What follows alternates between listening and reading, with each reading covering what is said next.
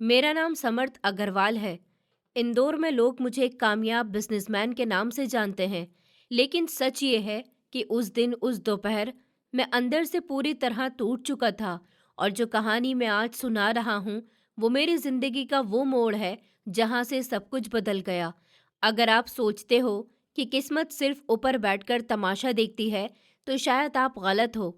इंदौर की दोपहर हमेशा की तरह आग उगल रही थी। पलासिया चौराहे के ट्रैफिक सिग्नल पर गाड़ियां थमी हुई थी। मैं अपनी काली चमचमाती मर्सिडीज में बैठा था, सूट बूट में एसी फुल किए हुए, लेकिन फिर भी माथे पर पसीने की धारें साफ दिख रही थी। स्टीयरिंग पर मेरी पकड़ इतनी सख्त थी कि उंगलियां सफ़ेद पड़ चुकी थी। फ़ोन कान से लगा था और मेरी आवाज़ खुद मुझे अजनबी लग रही थी। मुझे आज शाम तक 50 लाख चाहिए, समझ रहे हो तुम? वरना फैक्ट्री नीलाम हो जाएगी। कॉल कट होते ही दिल धड़ाम से नीचे गिरा। कुछ लम्हे पहले आई उस कॉल ने मेरी पूरी दुनिया हिला दी थी। तभी मैंने शीशे के बाहर देखा, एक लंगड़ा भिखारी, फटे कपड़े, झुकी हुई पीठ, हाथ में एक पुरानी सी कुचली हुई टोकरी लिए। पता नहीं क्यों उस पल मेरा गुस्सा उसी पर निकल गया। मैंने परेशान होकर उसे धक्का दे दिया कि हटो यहाँ से। वो मेरे धक्का देने से लड़खड़ाया, लेकिन गिरा नहीं। फिर उसने मेरी तरफ देखा और मुस्कुरा दिया। उसकी वो मुस्कान आज भी मुझे बेचैन कर देती है। फिर उसने अपनी उसी कुचली हुई टोकरी से एक साफ सुथरी चेकबुक निकाली, धीरे से पर बिना कुछ कहे, और मेरी गाड़ी के खुले शीशे के अंदर फेंक दी। मैंने उसे रुकने के लिए कहने के लिए चेक उठाया, लेकिन जैसे ही मेरी नज़र उस पर पड़ी तो मेरी सांस अटक गई। 50 लाख रुपए रकम वही थी, और साइन वो भी। साइन मेरे पापा का था। मेरे वो पापा जो सालों पहले लापता हो चुके थे, जिन्हें दुनिया मरा हुआ मान चुकी थी। मेरी आंखें फिर से उस भिखारी को ढूंढने लगी, लेकिन वो कोई मामूली भिखारी नहीं था। और ये कहानी यहीं ख़त्म नहीं होती, क्योंकि उस दिन पलासिया चौराहे के उस ट्रैफिक सिग्नल पर मुझे सिर्फ 50 लाख नहीं मिले थे, मुझे अपनी ज़िंदगी की सबसे बड़ी सच्चाई मिलने वाली थी। फ़ोन की स्क्रीन अब तक रोशन थी। उस पर सेठ कैलाश चंद का नाम ऐसे चमक रहा था जैसे कोई मौत सामने खड़ी हो। मैंने कॉल काट दी थी, लेकिन उसकी आवाज़ अब भी मेरे कानों में हथौड़े की तरह बज रही थी। आज शाम 5 बजे तक मुझे 50 लाख चाहिए, वरना कल सुबह अखबार में आपकी फैक्ट्री की नीलामी की खबर होगी और आपकी खानदानी रेपुटेशन हमेशा के लिए मिट्टी में मिल जाएगी। उसकी भारी ठंडी और बेदर्द आवाज़ अभी तक मेरे अंदर गूंज रही थी। 50 लाख! आज के दौर में ये रकम बहुत बड़ी नहीं मानी जाती, खासकर एक बिजनेस टाइकून के इकलौते वारिस के लिए तो नहीं।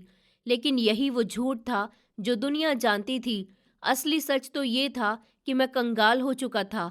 पापा के लापता होने के बाद पिछले 5 सालों में मैंने अपने शौक में और गलत फैसलों से उस सल्तनत को अंदर से खोखला कर दिया था, जिसे उन्होंने खून पसीने से खड़ा किया था।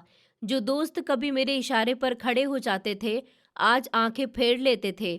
मार्केट में मेरी रेपुटेशन इतनी गिर चुकी थी कि कोई मेरा फ़ोन तक उठाने को तैयार नहीं था। उधार देना तो दूर की बात थी। मैं बेबस होकर विंडो स्क्रीन से बाहर देखने लगा। ट्रैफिक जाम में गाड़ियां एक दूसरे से सटी हुई खड़ी थी। गर्मी इतनी तेज थी कि सड़क के ऊपर हवा भी कांपती हुई नजर आ रही थी। सब कुछ रुका हुआ था, ठीक वैसे ही जैसे मेरी जिंदगी इस वक्त थी। और मेरे दिमाग में बार बार एक ही ख्याल घूम रहा था, अगर आज फैक्ट्री नीलाम हो गई तो मैं अपनी माँ को क्या मुंह दिखाऊंगा? वो माँ जो आज भी इसी उम्मीद पर जिंदा थी कि उनका पति वापस आएगा, गौरव अग्रवाल, और आते ही सब कुछ ठीक कर देगा। लेकिन इस नाम के साथ ही मेरे दिल में एक अजीब सी तकलीफ और गुस्सा उमड़ आया। एक ऐसा बाप जो अपने बेटे और पत्नी को अकेला छोड़कर बिना कुछ बताए अचानक ही उनकी जिंदगी से गायब हो गया था। मैं नहीं जानता था कि वो जिंदा है या मर चुका है। मैं बस इतना जानता था कि उनकी गैर मौजूदगी ने मुझे अंदर से तोड़ दिया था, और आज उसी टूटन की कीमत मेरी माँ और हमारी फैक्ट्री चुकाने वाली थी। और शायद किस्मत को ये मंजूर नहीं था, क्योंकि उसी पल पलासिया चौराहे के उस ट्रैफिक सिग्नल पर मेरी कहानी एक ऐसे मोड़ पर खड़ी थी जिसका अंदाज़ा मुझे अभी तक नहीं था। पुलिस लगी थी, प्राइवेट जासूस लगाए गए थे, अखबारों में खबरें भी छपी थी, लेकिन सब बेकार रहा। पापा को जैसे ज़मीन खा गई या फिर आसमान निगल गया हो, इस बारे में किसी को कुछ पता ही नहीं चला। धीरे धीरे मेरे दिल में एक यकीन बैठ गया था कि मेरा बाप मुसीबत से डरकर भाग गया था। वो एक कमज़ोर इंसान था, वो कायर था। अगर वो होता तो आज मुझे इन बेइज्जतियों से नहीं गुजरना पड़ता। अगर वो होता तो सेठ कैलाश चंद जैसे लोग मुझे फ़ोन पर धमकाने की हिम्मत नहीं करते। मेरी सोच के इसी भंवर में ट्रैफिक सिग्नल लाल हो गया। उल्टी गिनती शुरू हो चुकी थी। 120 सेकंड मेरे लिए ये 2 सदियों के बराबर थे। मैं अपनी ही सोच में इतना डूबा हुआ था कि आसपास की दुनिया जैसे गायब हो गई थी। तभी अचानक मेरी गाड़ी की खिड़की पर एक दस्तक हुई और मैं चौंक गया। जब सर झटककर बाईं तरफ देखा तो शीशे के बाहर एक भिखारी खड़ा था। उसकी हालत बहुत ज़्यादा ख़राब थी। हाथ में एक मेली कुचली बास्केट थी, कई जगह से फटी हुई। शायद कभी सफ़ेद रही होगी, लेकिन अब मिट्टी और चिकनाई से काली पड़ चुकी थी। उसके बाल बिखरे हुए थे, उलझे हुए, जैसे बरसों से कंघी का नाम भी न सुना हो। चेहरे पर धूल की मोटी परत जमी हुई थी और एक टांग से वो लंगड़ा रहा था। अगर आम हालात होते तो शायद मैं शीशा थोड़ा सा नीचे करता, उसे 10 रुपए का सिक्का दे देता, लेकिन उस वक्त मेरी हालत उस भिखारी से भी बदतर थी। मेरे सर पर नीलामी की तलवार लटक रही थी। मेरी दुनिया 2 मिनट में खत्म होने वाली थी। उस भिखारी ने फिर से शीशे पर दस्तक दी, इस बार जरा जोर से, और बस उसी लम्हे मेरा पारा एकदम से हाई हो गया। मैंने गुस्से में शीशा नीचे कर दिया। गर्म हवा का एक तेज थपेड़ा गाड़ी के अंदर घुस आया, जैसे बाहर की तपिश भी मेरे गुस्से में शामिल हो गई हो। क्या बात है, देख नहीं रहे हो? मैं फ़ोन पर हूँ, यहाँ से दफ़ा हो जाओ। मैं लगभग चीख पड़ा था। मुझे नहीं पता था कि जिस इंसान पर मैं चिल्ला रहा हूँ वही मेरी जिंदगी का सबसे बड़ा सच बनकर सामने खड़ा था, और ये कहानी अभी शुरू ही हुई थी। भिखारी के चेहरे पर मेरी चीख का कोई असर नहीं हुआ। न उसके चेहरे पे शर्मिंदगी थी और न डर, न ही वो बेबसी जो आमतौर पर मांगने वालों की आंखों में होती है। उसकी आंखें अजीब थीं, कुछ गहरी सी, लाल डोरे से भरी हुई, और ऐसी नज़र से मुझे देख रही थी जैसे मेरे अंदर तक झांक रही हूँ। उन आंखों में एक अजीब सी चमक थी जो किसी मामूली भिखारी की नहीं हो सकती थी। वो खामोशी से मुझे देखता रहा, बिना पलक झपकाए। फिर उसने धीरे से कहा कि साहब जी, ऊपर वाले के नाम पर कुछ दे दो, बड़ी मुश्किल में हूँ। उसकी आवाज़ में एक अजीब सी खनक थी, ऐसी खनक जैसे वो मुझसे भीख नहीं मांग रहा हो, बल्कि कोई रस्म पूरी कर रहा हो। और बस मुझे उसकी ये बात और ज़्यादा चुभ गई। अरे मैं खुद बर्बाद हो चुका हूँ। मैं गुस्से से लगभग चिल्ला पड़ा, तुम लोगों को मैं क्या दूं? मेरे पास तुम्हें देने के लिए जहर के पैसे भी नहीं है। दफा हो जाओ यहाँ से। मेरे शब्दों में नफरत साफ झलक रही थी। मैंने शीशा ऊपर करने के लिए बटन दबा दिया। शीशा धीरे धीरे ऊपर उठने लगा। उसी पल भिखारी ने एक लम्हे के लिए अपनी गर्दन टेढ़ी की और फिर उसके होठों पर एक डरावनी सी मुस्कुराहट फैल गई। ऐसी मुस्कुराहट जिसमें न ताना था, ये शायद रहम। फिर अगले ही पल उसने बिजली की तेजी से अपनी बास्केट के अंदर की जेब में हाथ डाला। शीशा बंद होने ही वाला था, बस 1 इंच की जगह बाकी रह गई थी, और उसी 1 इंच के फासले में उसने एक मुड़ा हुआ सा कागज का टुकड़ा गाड़ी के अंदर फेंक दिया। कागज सीधा मेरी गोद में आकर गिरा। ये देखकर मैं चौंक गया। भिखारी को रोकने के लिए मैंने शीशा पूरा बंद कर दिया। मेरा इरादा साफ था कि कागज उठाऊं और मसलूं और गाड़ी के फर्श पर फेंक दूं। मेरे दिमाग में यही था कि ये कोई मामूली सा कागज होगा, कोई पुराना बेकार सा टुकड़ा। अभी मैंने उसे उठाया ही था मसलने के लिए, और मुझे नहीं पता था कि अगले ही पल मेरे हाथ कांपने वाले हैं, क्योंकि जो उस कागज पर लिखा था वो मेरी जिंदगी की नींव हिला देने वाला था। और जैसे ही मेरी नज़र उस कागज पर पड़ी, मेरा हाथ वहीं का वहीं रुक गया। वो कोई मामूली कागज का टुकड़ा नहीं था, वो एक बैंक का चेक था, पुराना सा, किनारे मुड़े हुए और कहीं कहीं चिकनाई और गंदगी के धब्बे भी लगे हुए। मैंने कांपते हाथों से उसे सीधा किया, और जैसे ही चेक पर लिखी रकम मेरी आंखों के सामने साफ हुई, मेरे आगे अंधेरा सा छा गया। अंकों वाले बॉक्स में लिखा था 50 लाख रुपए, और शब्दों में 50 लाख रुपए मात्र। मेरी पलकें झपकना भूल गईं। नीचे लिखावट थोड़ी हल्की पड़ चुकी थी, लेकिन फिर भी साफ पढ़ी जा सकती थी। मेरा दिल इतनी जोर से धड़कने लगा कि जैसे अभी सीने से बाहर निकल आएगा। ये कोई मजाक है क्या? मैं बड़बड़ाया। मैंने घबराकर इधर उधर देखा। क्या कोई कैमरा छुपा हुआ है? क्या कोई मेरे साथ खेल खेल रहा है? लेकिन वहां तो कोई भी नहीं था। फिर मेरी नज़र चेक के नीचे के हिस्से पर गई, जहां अकाउंट होल्डर के साइन होते हैं, और बस उन्हें देखते ही मेरे जिस्म से मानो जान निकल गई। गाड़ी का एसी चल रहा था, लेकिन मेरी पीठ पर एक अजीब सी सिहरन दौड़ गई।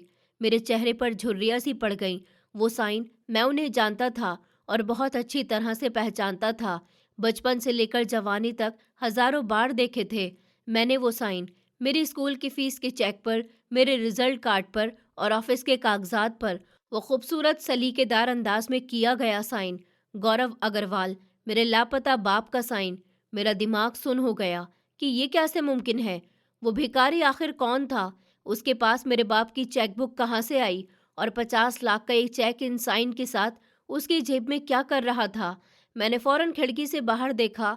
सिग्नल खुल चुका था, गाड़ियां हॉर्न बजा रही थी, लेकिन वो भिखारी गायब था। मैंने झट से गाड़ी साइड में लगाई और लगभग भागते हुए बाहर निकला, दीवानों की तरह फुटपाथ पर गाड़ियों के बीच और सड़क के दूसरी तरफ देखने लगा। लेकिन वो लंगड़ा भिखारी कहीं नजर नहीं आ रहा था, जैसे जमीन निगल गई हो या फिर आसमान उठा ले गया हो। मेरे दिमाग में हजारों सवाल एक साथ घूमने लगे। क्या मेरा बाप जिंदा है? क्या वो भिखारी उनका कोई आदमी था? या कहीं वो भिखारी ही मेरा बाप तो नहीं था? नहीं, नहीं, ये मुमकिन नहीं है। मैंने उसका चेहरा गौर से देखा था। वो मेरा बाप नहीं हो सकता। तो फिर ये चेक? मैंने दोबारा से चेक को देखा। तारीख की जगह अभी खाली थी, यानी मैं उसे आज भी कैश करा सकता था। ये एक ओपन चेक था, जिसके हाथ में हो पैसे उसी के। मेरी उंगलियां बुरी तरह कांप रही थी। 50 लाख, बिल्कुल उतनी ही रकम जितनी मुझे आज शाम तक सेठ कैलाश चंद को देनी थी। ये कोई इत्तेफाक तो नहीं हो सकता? बिल्कुल भी नहीं। कोई जरूर जानता था कि मुझे आज कितने पैसों की जरूरत है। कोई मेरी हर एक हरकत पर नजर रखे हुए था। और उसी पल मुझे एहसास हुआ, मेरी जिंदगी की सबसे खतरनाक चाल अब शुरू हो चुकी थी।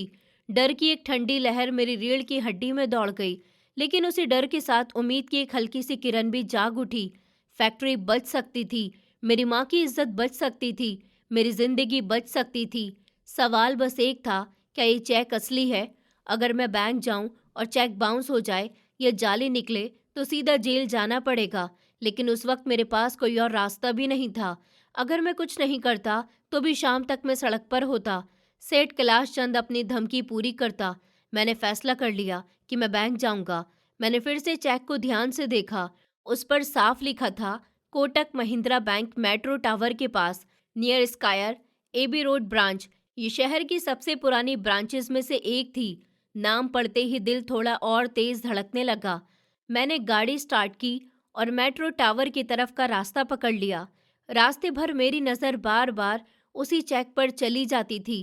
कागज़ की हालत साफ बता रही थी कि चेक आज का नहीं था, काफ़ी समय पहले काटा गया था, शायद बहुत पहले, और किसी ने इसे संभाल कर रखा हुआ था।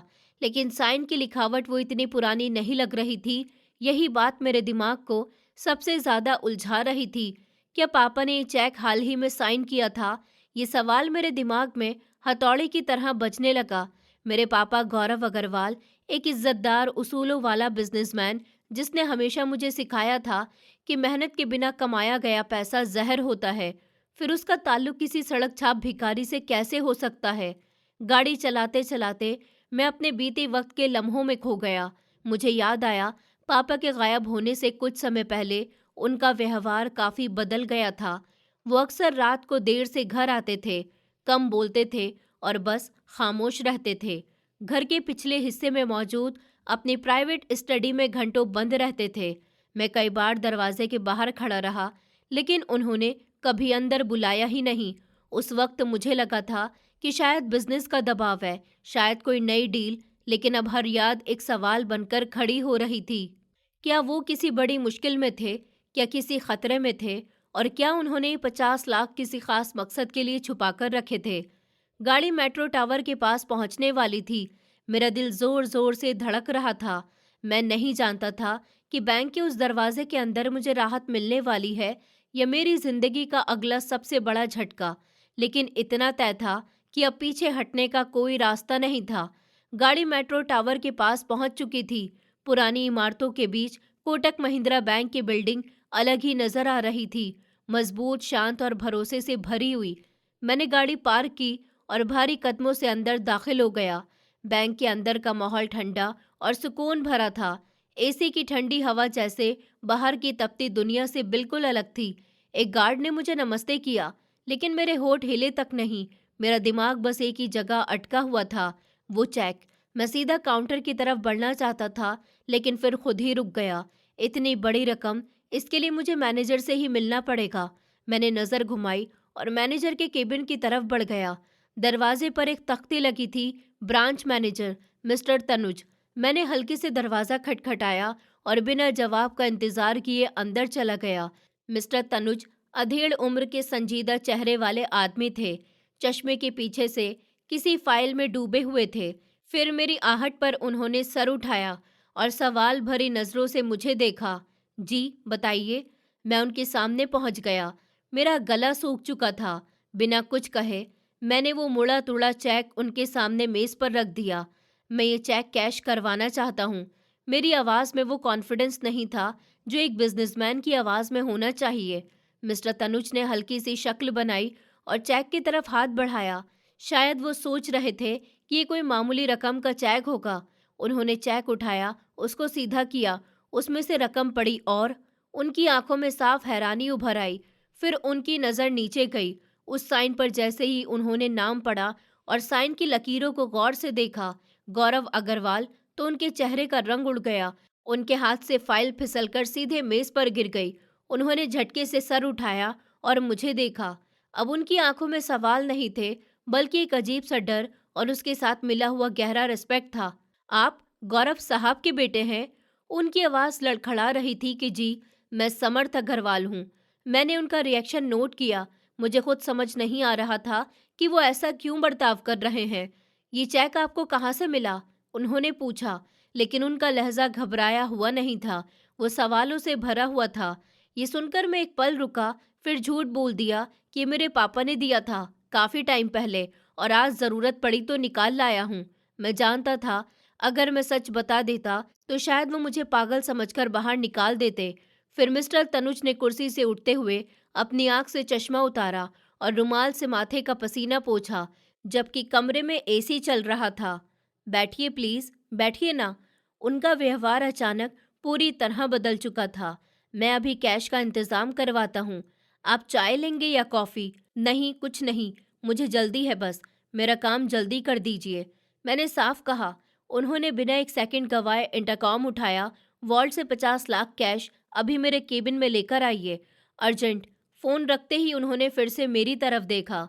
उनकी आंखों में अब भी वही अजीब सा असर था कि जैसे वो सिर्फ एक चेक नहीं देख रहे थे, बल्कि किसी ऐसे नाम को देख रहे थे जो बरसों के बाद फिर से इस बैंक में लौट आया हो। और मुझे तब एहसास हुआ कि मेरे बाप की कहानी मुझसे कहीं ज़्यादा गहरी थी जितना मैं आज तक समझ पाया था। मिस्टर तनुज बार बार उस चेक को देख रहे थे, ऐसे कि जैसे उन्हें खुद यकीन नहीं हो रहा हो कि ये कागज़ का टुकड़ा सच में उनके सामने रखा है। उन्होंने धीमी आवाज़ में कहा कि सर, हमें उम्मीद नहीं थी कि ये चेक इतनी जल्दी। फिर वो रुक गए, जैसे जुबान साथ नहीं दे रही हो। मेरा मतलब, हमें लगा था कि शायद गौरव साहब।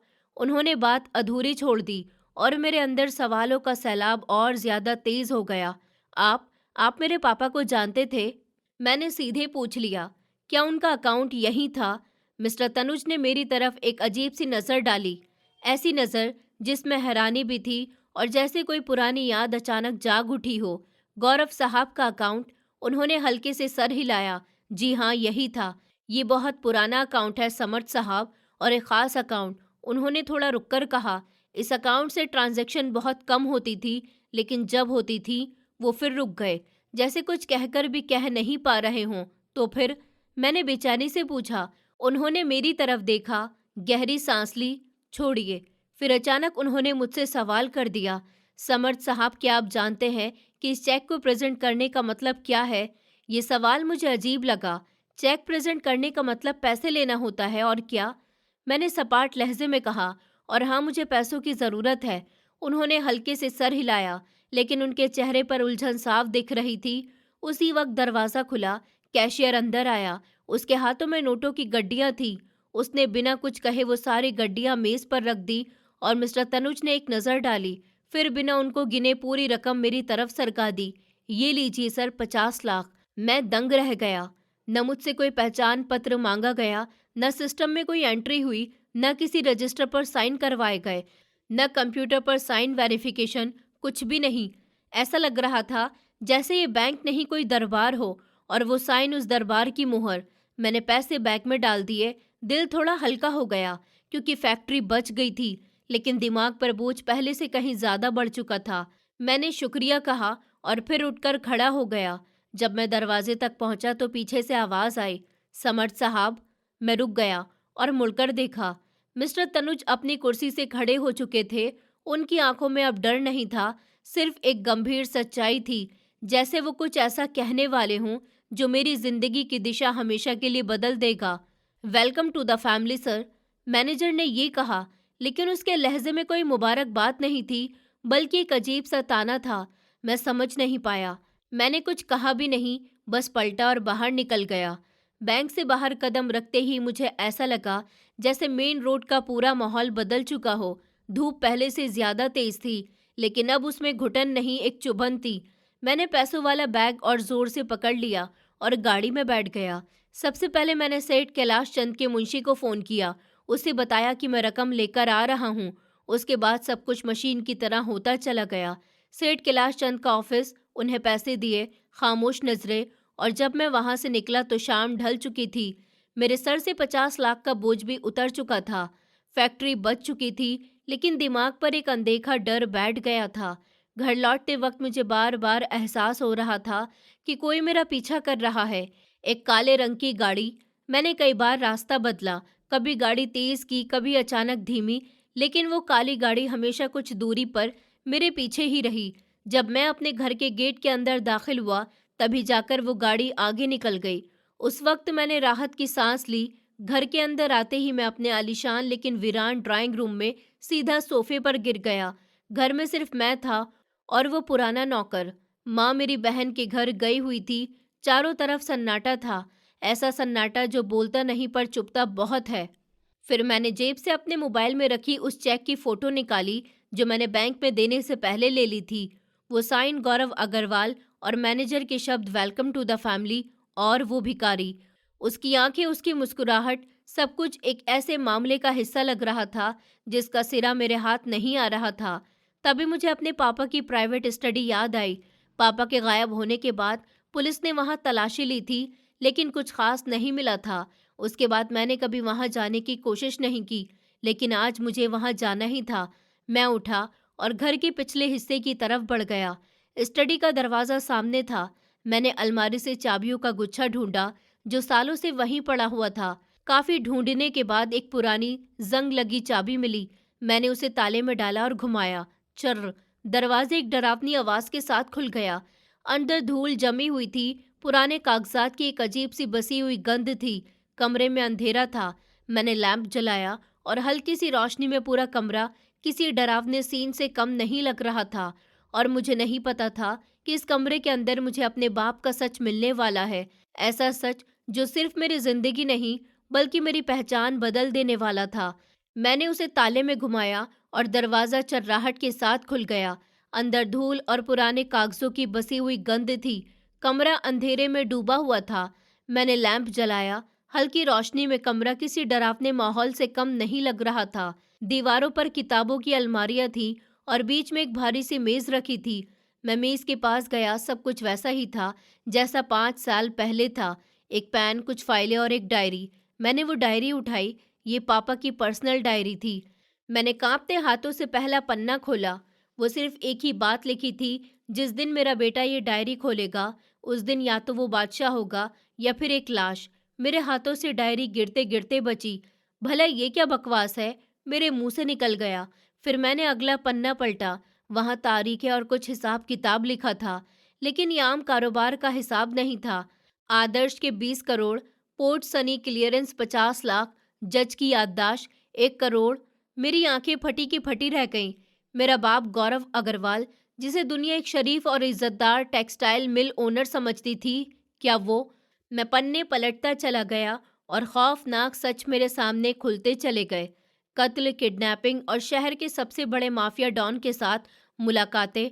डायरी के साइड में एक तस्वीर रखी हुई थी। ये एक ग्रुप फोटो थी।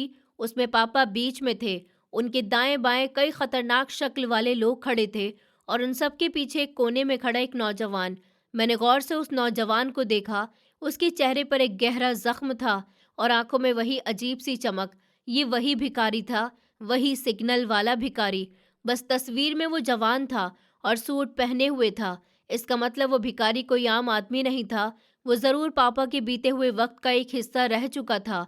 मेरा सिर चकराने लगा। अब मुझे समझ आ गया था कि मैनेजर ने मुझसे वेलकम टू द फैमिली क्यों कहा था, क्योंकि वो चेक कोई आम चेक नहीं था। वो वही उस वर्ल्ड में वापसी का टिकट था। पापा ने मुझे सिर्फ पैसे नहीं दिए थे, बल्कि अपनी जगह दी थी। वो जगह जो 5 साल से खाली पड़ी थी। अचानक घर का फोन बज उठा। सन्नाटे में फोन की घंटी किसी धमाके से कम काम नहीं कर रही थी। मैंने डरते डरते रिसीवर उठाया। हेलो। दूसरी तरफ कुछ लम्हों के लिए खामोशी रही। फिर वही खनकती हुई आवाज आई जो मैंने दोपहर को सिग्नल पर सुनी थी। कर्ज उतर गया छोटे मालिक। मैं ठिठक गया। तुम कौन हो और मेरे पापा से तुम्हारा क्या ताल्लुक है? मैं चीख पड़ा। वो बोला, मेरा नाम विकी है। उसकी आवाज में मुस्कुराहट थी। और ताल्लुक? मैं उनका साया था और अब मैं तुम्हारा साया हूँ। नीचे आओ, गाड़ी गेट पर खड़ी है। मैं कहीं नहीं जा रहा। मैंने कहा, आना तो पड़ेगा समर्थ साहब। विक्की ने नरमी से कहा, क्योंकि जिस चेक को तुमने कैश करवाया है वो सिर्फ पैसे नहीं थे, वो एक एग्रीमेंट था। तुमने वो साइन मान लिए। अब फैमिली तुम्हारा इंतजार कर रही है। और हाँ, खिड़की से बाहर मत झांकना, निशानेबाजों को गलतफहमी हो सकती है। मैंने फोन दूर फेंक दिया और खिड़की की तरफ भागा।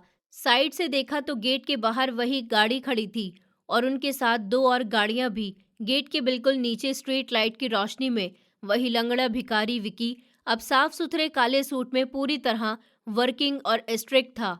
वो सीधे मेरी खिड़की की तरफ देख रहा था और हाथ हिला रहा था। तभी मुझे समझ आ गया कि मेरी पुरानी जिंदगी खत्म हो चुकी है। मैं फैक्ट्री बचाने निकला था, पर बदले में अपने ही आत्मा को बेच आ गया था। अब मेरे पास सिर्फ 2 ही रास्ते थे, जैसा कि डायरी में लिखा हुआ था, बादशाह या फिर मौत। और बादशाह बनने के लिए मुझे अपने आप के खून से लगे हुए निशानों पर चलना था। मैंने गहरी सांस ली, डायरी अपनी जेब में डाल ली और कमरे से बाहर निकल आया।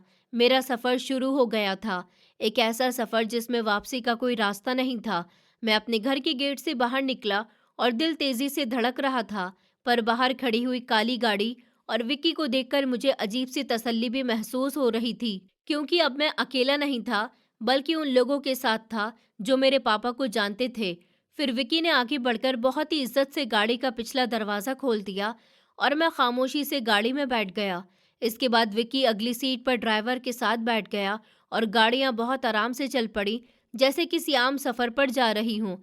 हालांकि ये सफ़र मेरी ज़िंदगी का सबसे ज़रूरी सफ़र था और गाड़ी के अंदर पूरी खामोशी छाई हुई थी, जैसे मैं खुद उसे तोड़ने की हिम्मत नहीं कर पा रहा हूँ। पर मेरे दिमाग में सवालों का तूफान छाया हुआ था कि आखिर ये लोग मुझे कहाँ लेकर जा रहे हैं और मेरे पापा का असली काम क्या था, जिसे उन्होंने इतने सालों से छुपा रखा था। कुछ देर के बाद गाड़ी शहरों की रोशन सड़कों से निकलकर एक सुकून भरे इलाके की तरफ मुड़ गई, जहां आबादी कम थी और बड़े बड़े फार्म हाउस बने हुए थे। मैंने आखिरकार खामोशी तोड़ी और थोड़ी हल्की आवाज में पूछा कि हम कहाँ जा रहे हैं। विक्की ने पीछे मुड़कर बहुत ही नरमी से जवाब दिया, हम एक ऐसी जगह जा रहे हैं जहां आपके पापा के कुछ पुराने दोस्त आपका इंतजार कर रहे हैं और आपको डरने की बिल्कुल भी ज़रूरत नहीं है, क्योंकि अब आप हमारे मेहमान नहीं बल्कि मालिक हैं।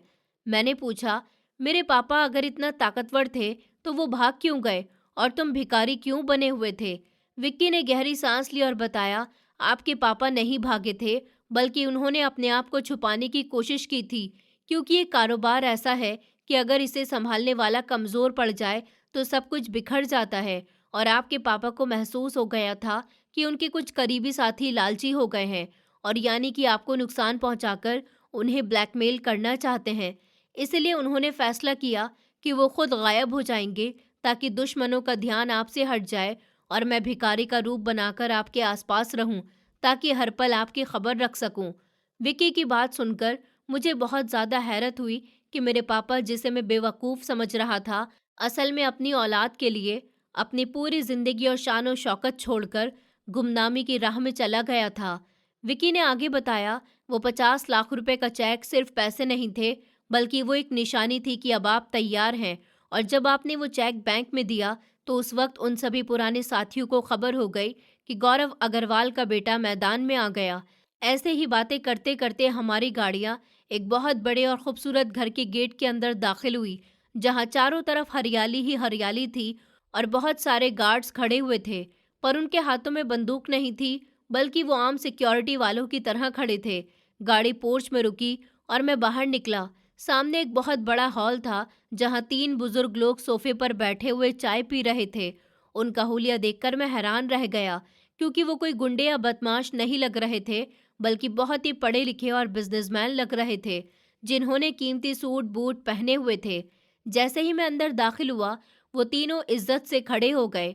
उनमें से एक बुजुर्ग, जिनके बाल सफ़ेद थे और चेहरे पर मुस्कुराहट थी, आगे बढ़े और मुझसे हाथ मिलाते हुए कहा कि वेलकम समर्थ बेटा, हम बहुत टाइम से इस दिन का इंतज़ार कर रहे थे कि कब गौरव का बेटा अपनी जिम्मेदारी संभालेगा। उनका नाम सेठ दक्ष था और बाकी दो का नाम सनी और पीयूष था। ये तीनों मेरे पापा के सबसे पुराने और करीबी साथी थे, जो इस पूरे ग्रुप को चला रहे थे। मुझे एक बड़ी सी कुर्सी पर बिठाया गया, जो शायद मेरे लिए तैयार की गई थी। दक्ष साहब ने बात शुरू की और बताया, बेटा, तुम शायद सोच रहे होगे कि हम कोई गलत काम करते हैं या हम कोई माफिया हेल्पर हैं, पर हकीकत बहुत सिंपल है कि तुम्हारे पापा ने ये ग्रुप इसलिए बनाया था ताकि शहर के बड़े बड़े कारोबारी परेशानियों को हल कर सकें, और वो लोग जो कानून की गिरफ्त से बच जाते हैं, उन्हें अपने तरीके से कंट्रोल किया जा सके। यानी कि हम एक तरह की अदालत चलाते हैं, जहां फैसले होते हैं, और फिर उन फैसलों पर काम करवाने के लिए हमारे पास ताकत भी है और पैसा भी। मैं खामोशी से सुनता रहा। मुझे समझ आ रही थी कि मेरे पापा कोई आम मुजरिम नहीं थे, बल्कि वो एक बहुत ही बड़े सिस्टम का हेड था, जो शहर के बड़े बड़े मामलों को पीछे रहकर चला रहा था। चाहे वो ज़मीनों के कब्जे छुड़वाना हो, बड़ी डील करवाना हो या सियासत के झगड़ों को निपटाना हो। दक्ष साहब ने एक मोटी सी फाइल मेरे सामने रख दी और कहा कि ये पिछले 5 सालों का हिसाब है। जब मेरे पापा नहीं थे, तो उन्होंने इस पूरे कारोबार को संभाला हुआ था, और जो भी फायदा मेरा बनता था, वो उन्होंने अलग जमा किया हुआ है। उन्होंने कहा कि ये रकम इतनी ज़्यादा है कि मेरी फैक्ट्री जैसी 10 फैक्ट्रियां आराम से खरीदी जा सकती हैं। मैंने फाइल खोल कर देखी, तो उसके अंदर अरबों रुपयों के कामों की डिटेल्स थी, जिनमें प्लाजा ज़मीनें और कुछ अकाउंट्स शामिल थे। मेरा सर चकराने लगा। मैं 50 लाख के लिए रो रहा था, जबकि मेरा बाप मेरे लिए अरबों रुपए छोड़ कर गया था।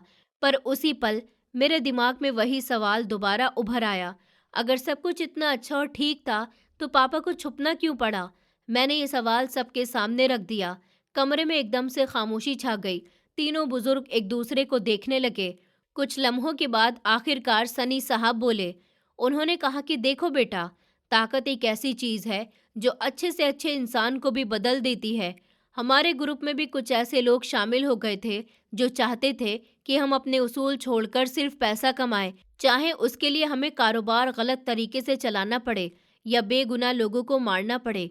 पर मेरे पापा इसके सख्त खिलाफ थे। उनका कहना था कि हम बिजनेसमैन हैं, कोई कातिल नहीं। पर वो लोग नहीं माने। उन्होंने मेरे पापा के खिलाफ साजिशें शुरू कर दी, और क्योंकि मेरे पापा नहीं चाहते थे कि खून खराबा हो और ख़ास तौर पर मुझे कोई नुकसान पहुंचे, इसलिए वो खुद पीछे हट गए। अब जब वो लोग कमज़ोर हो चुके हैं और उन्हें रास्ते से हटा दिया गया, तो वक्त आ गया है कि मैं आगे आऊं और इस कुर्सी को संभालूं, क्योंकि इस कुर्सी पर सिर्फ गौरव अग्रवाल का खून ही बैठ सकता है, जिस पर सबको भरोसा हो। मैंने विकी की तरफ देखा, जो दीवार के साथ खामोशी से खड़ा हुआ था। विकी ने हल्का सा सर हिलाया, जैसे कह रहा हो कि ये लोग सच कह रहे हैं। मुझे महसूस हुआ कि मैं बहुत बड़ी जिम्मेदारी के जाल में फंस चुका हूँ, जहाँ से निकलना अब मुमकिन नहीं है, क्योंकि अगर मैं इनकार करता हूँ, तो ये सारी दौलत और ताकत किसी और के हाथ लग जाएगी, शायद जो इसका गलत इस्तेमाल करे। और अगर मैं मान लेता हूँ, तो मुझे अपनी पुरानी सादी सी जिंदगी छोड़नी पड़ेगी। मैंने पानी का गिलास उठाया और खुद को सुकून दिया, क्योंकि मैं एक बिजनेसमैन था और सौदा करना जानता था। मैंने सोचा कि लड़ाई झगड़ा और गोली चलाने से बेहतर है कि दिमाग से फैसला लिया जाए। मैंने फाइल बंद की और बहुत ही कॉन्फिडेंस के साथ उन तीनों की तरफ देखा और कहा कि मैं ये जिम्मेदारी संभालने के लिए तैयार हूँ, पर मेरी कुछ शर्तें होंगी, क्योंकि मैं अब अपने बाप की तरह गायब नहीं होना चाहता। बल्कि मैं सामने रहकर काम करूंगा और मुझे ये छुपने छुपाने वाला खेल पसंद नहीं है। सेठ दक्ष मुस्कुराए और बोले कि हमें तुमसे यही उम्मीद थी बेटा, कि तुम डरोगे नहीं बल्कि लीडर की तरह बात करोगे।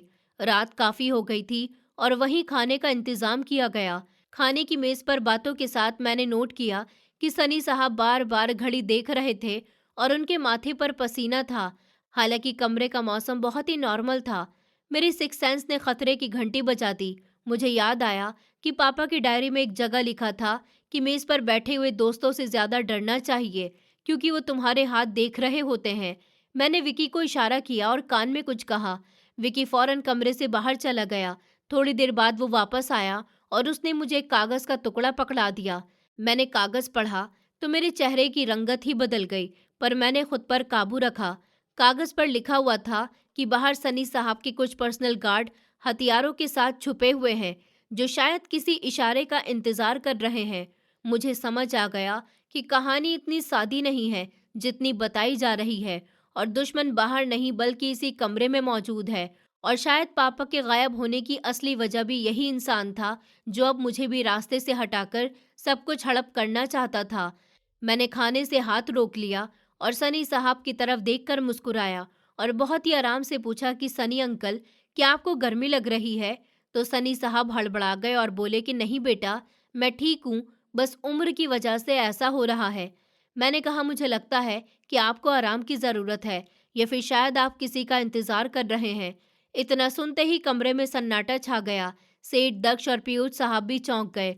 मैंने अपनी कुर्सी पीछे की और खड़ा हो गया और बोला कि मुझे सब समझ आ रहा है कि आप लोग मुझे यहाँ क्यों लाए हैं। आप चाहते हैं कि मैं इन कागजों पर साइन कर दूं ताकि सारी जायदाद आपके नाम हो जाए और फिर मेरा अंजाम भी वही हो जो मेरे बाप के साथ करने का प्लान था।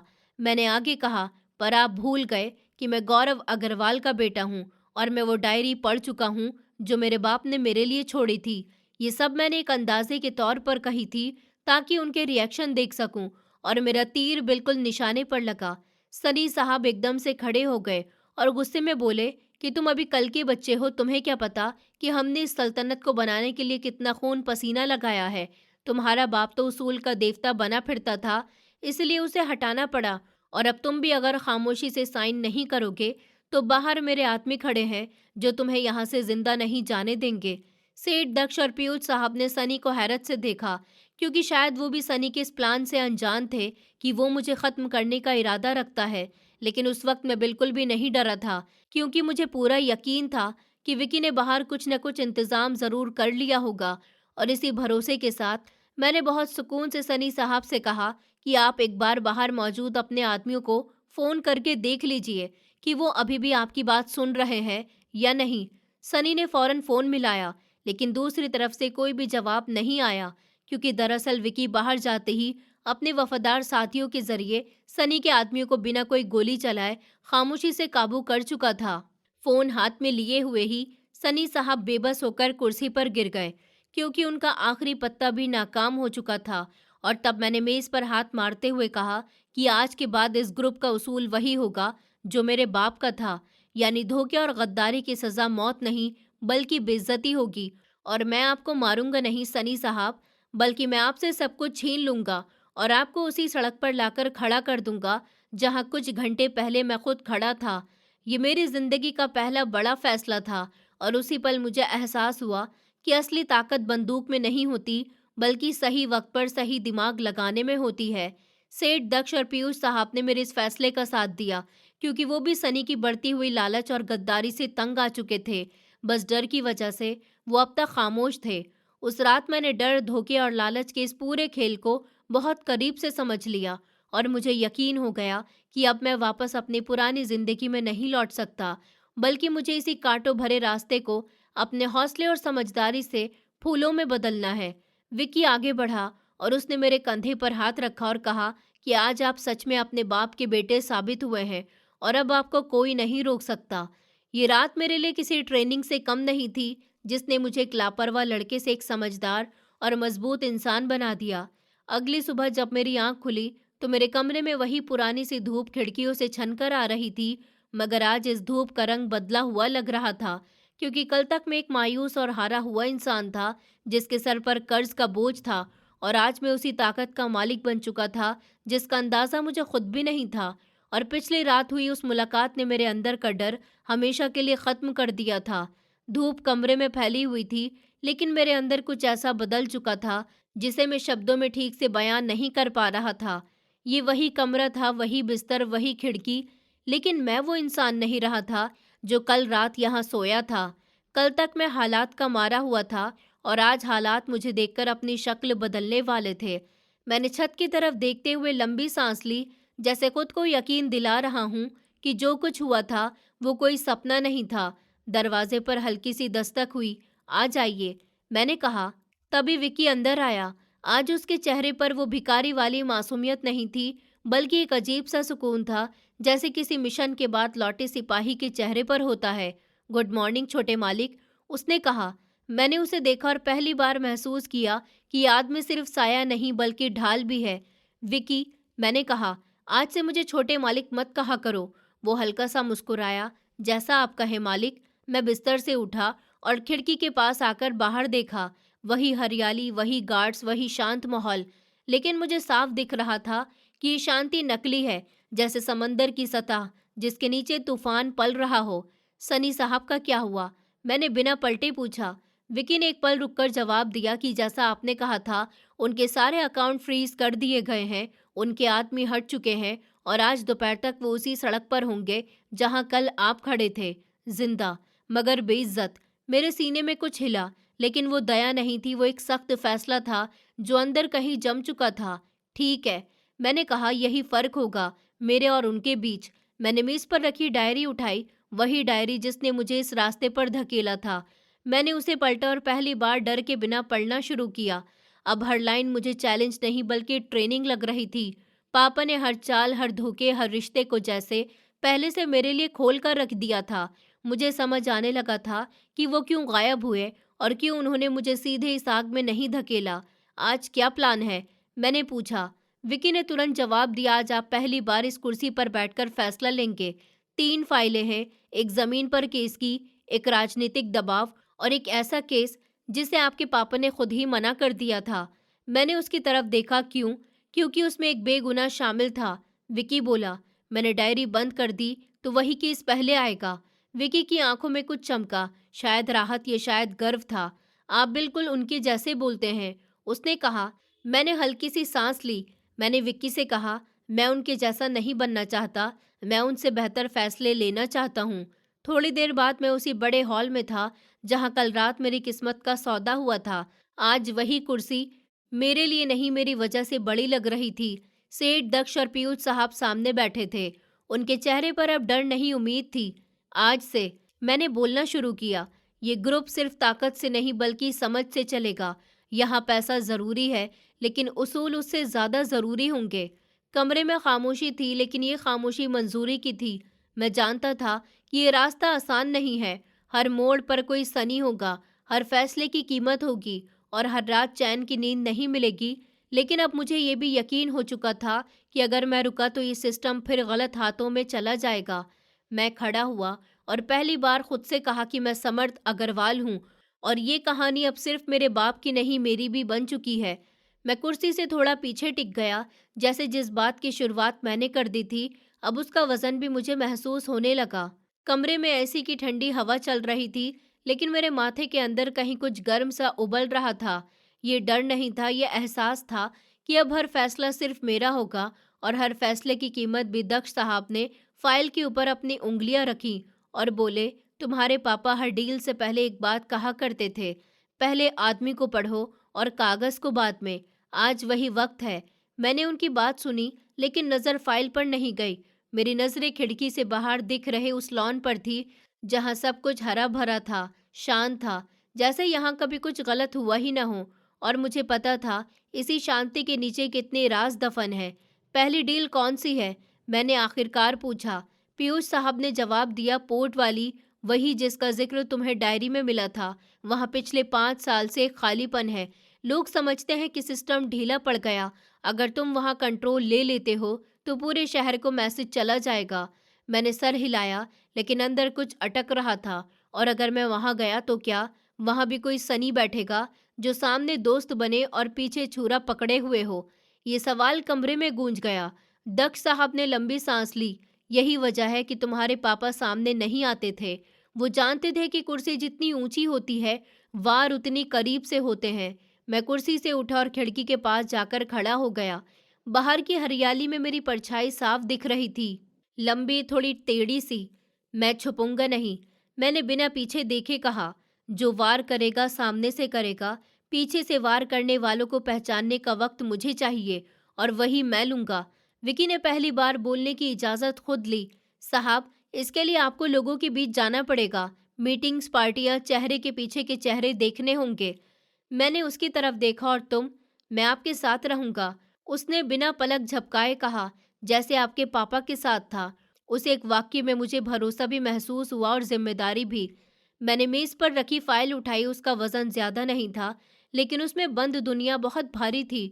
ठीक है, मैंने कहा, आज से कोई फैसला बंद कमरे में नहीं होगा। जो होगा सामने होगा। और सबसे पहले, मैं रुका, जैसे शब्द चुन रहा हूँ। सबसे पहले मैं जानना चाहता हूँ कि मेरे पापा ने आखिरी बार किस पर भरोसा किया था। कमरे में फिर खामोशी छा गई। दक्ष और पीयूष साहब एक दूसरे को देखने लगे। फिर दक्ष बोले, ये सवाल तुमने बहुत सही वक्त पर पूछा है। उन्होंने एक छोटा सा लिफाफा मेरी तरफ बढ़ाया। ये तुम्हारे पापा ने अपने गायब होने से ठीक एक हफ्ते पहले हमें दिया था। कहा था, अगर मेरा बेटा कभी एक कुर्सी संभाले तो ये उसे दे देना। मैंने लिफाफा खोला। अंदर एक चाबी थी और एक छोटा सा कागज।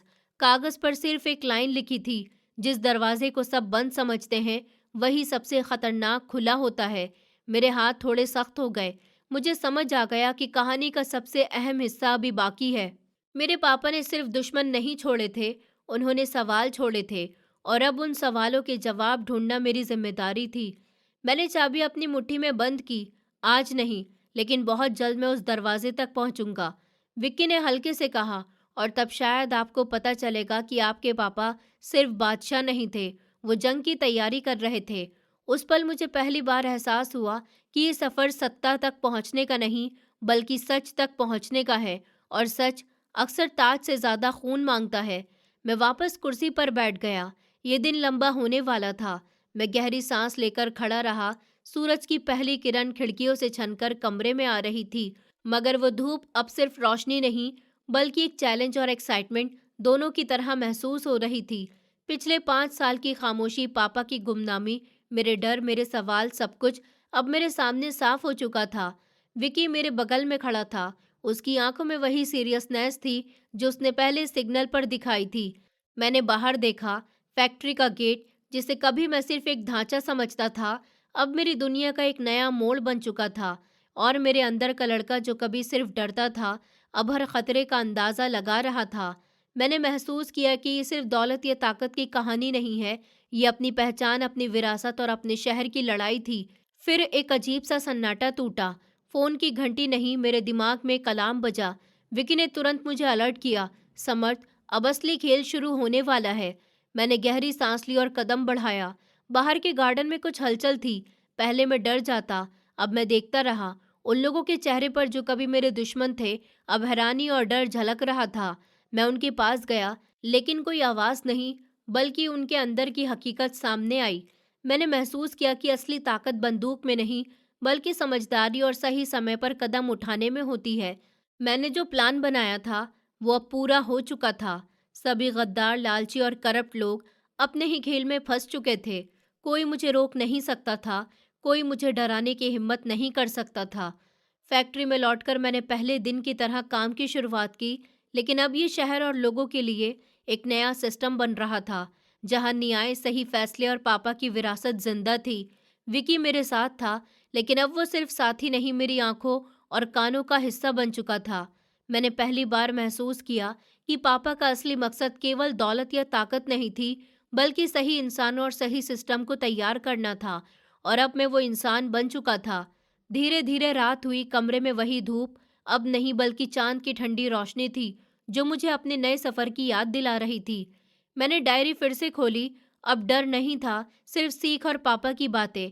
बादशाह या लाश अब मेरे लिए सिर्फ एक अलर्ट बन चुकी थी कि मैंने सही रास्ता चुना। मैं खड़ा हुआ था और खिड़की से बाहर देखा। शहर अब मुझे डराने वाला नहीं रहा, बल्कि मेरा इंतजार कर रहा था। मैं जानता था कि आगे चलकर जिंदगी में कई मुश्किल होंगी, कई दुश्मन होंगे, लेकिन अब मैं अकेला नहीं था। मेरे अंदर का डर मर चुका था और जो बचा वो सिर्फ समझदारी, शक्ति और पापा की विरासत का सम्मान था। और मुझे पता था कि अब से ये शहर और ये फैक्ट्री सिर्फ मेरे लिए नहीं बल्कि उन सभी के लिए थी जो सही रास्ता चुनते हैं। इस पूरी कहानी से मैं बस यही बताना चाहता हूँ कि असली ताकत बंदूक या पैसे में नहीं होती। असली ताकत उस हिम्मत में होती है जो इंसान अपने दिमाग और अपने फैसलों में रखता है। डर या दबाव में डगमगाने वाला इंसान कभी बादशाह नहीं बन सकता। मैंने ये भी सीखा कि अगर हम डर और लालच से ऊपर उठ जाएं, अपने उसूल और समझदारी से फैसले लें, तो कोई भी मुश्किल हमें हरा नहीं सकती। अपने रास्ते पर खड़े रहना आसान नहीं होता, लेकिन सही साथी और सही सोच मिल जाए तो रास्ता साफ हो जाता है। मैं यही बताना चाहता हूँ कि दौलत, पावर और ताकत सिर्फ उन्हीं के लिए मायने रखती है जो उसे सही काम और सही दिशा में इस्तेमाल करना जानते हैं। डर और धोखा चाहे कितना भी करीब हो, अगर इंसान अपने अंदर की ताकत और सही सोच पर भरोसा रखे तो कोई भी उसे रोक नहीं सकता। सच कहूँ तो असली बादशाह वही है जो डर और लालच से ऊपर उठकर अपने उसूल और दिमाग से जीतता है। इस पूरी कहानी से मैं बस यही बताना चाहता हूँ कि असली ताकत उस हिम्मत में होती है जो इंसान अपने दिमाग और अपने फैसलों में रखता है। डर या दबाव में डगमगाने वाला इंसान कभी बादशाह नहीं बन सकता। अगर हम डर और लालच से ऊपर उठ जाएं, अपने उसूल और समझदारी से फैसले लें, तो कोई भी मुश्किल हमें हरा नहीं सकती। अपने रास्ते पर खड़े रहना आसान नहीं होता, लेकिन सही साथी और सही सोच मिल जाए तो रास्ता साफ हो जाता है। सच कहूँ तो असली बादशाह वही है जो डर और लालच से ऊपर उठकर अपने उसूल और दिमाग से जीतता है। दोस्तों, उम्मीद करती हूँ आपको हमारी कहानी पसंद आई होगी।